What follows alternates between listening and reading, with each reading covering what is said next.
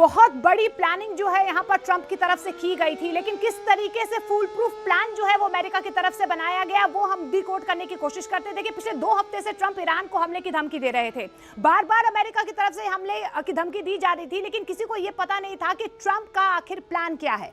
इसे लेकर एक रिपोर्ट सामने आई है।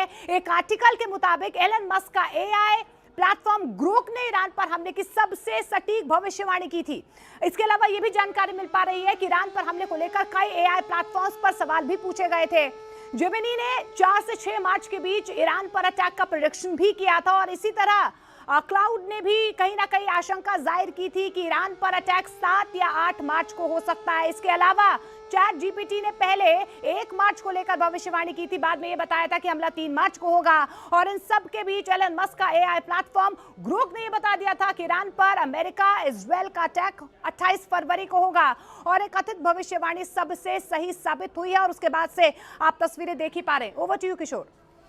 जी हाँ, तो ये जो भविष्यवाणियां की गई थी, इंतजार था कि किस तरीके से हमला होता है। सिर्फ यही रह गया था कि हमला तो होना था, वो दिख रहा था, और हमला जो हुआ है वो ऐसा हुआ है कि ये 200 से ज़्यादा जेट इजराइल की तरफ से गए हैं। और फिर सुबह तो जो ये खबर जिसकी पुष्टि खबर तो रात में आई थी, सुबह जो पुष्टि की ईरान ने कि अली खामनेई की ही मौत हो गई है, तब ये साफ हुआ कि इस बात का ही इंतजार किया जा रहा था कि किस तरीके से एक ऐसी सूचना मिले कि अली खामनेई को का यहाँ पे आयतुल्लाह अली खामनेई की का खात्मा किया जा सकता है। और वो जैसी सूचना मिली, ये अटैक कर दिया गया है। क्यों शैलेंद्र? देखिए बिल्कुल, देखिए जो माहौल बन रहा था पिछले कुछ लगभग 2 महीनों से, हम लगातार देखिए बिल्डअप उस एरिया में हो रहा था, ना सिर्फ अमेरिकन बेसिस पे बल्कि जिस तरह से अब्राहम लिंकन जो एयरक्राफ्ट कैरियर उसको डिप्लॉय किया गया था। और ट्रंप ने बहुत पहले, आपको याद होगा कि ये बयान दिया था कि हेल्प इट्स ऑन इट्स वे।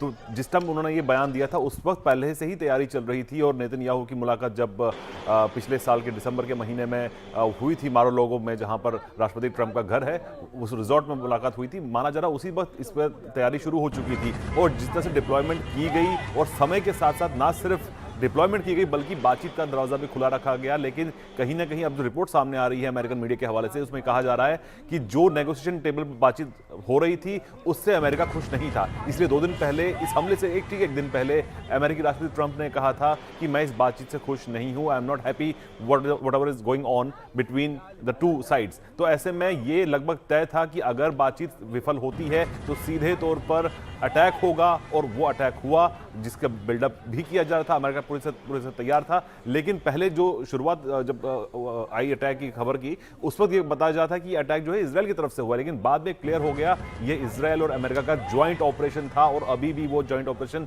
जारी है। लेकिन एक अपडेट ये भी बता दें आपको किशोर कि इस वक्त इजराइल की तरफ से कहा जा रहा है कि पहली बार इस ऑपरेशन के दौरान हार्ट ऑफ तेहरान, यानी कि मेन जो कैपिटल है उसके मेन इलाकों में इस वक्त टारगेट किया जा रहा है इजराइल की तरफ से। तो ये अपने आप में फिलहाल और एस्केलेट अभी हो सकता है, लेकिन अब देखना यह भी होगा कि इसका जवाब अब ईरान किस तरह से देता है, क्योंकि वो सिर्फ नेबरिंग कंट्रीज को टारगेट कर रहा है, लेकिन असल जहां से अटैक्स उस पर हो रहे हैं इजराइल से, वहां वो कुछ नहीं कर पा रहा है। जी हाँ, तो बिल्कुल इजराइल का ये कहना कि अब तेहरान के दिल में जाकर, तेहरान में जाकर हमले किए जा रहे हैं, और बहुत ज़बरदस्त हमले किए जा रहे हैं ये।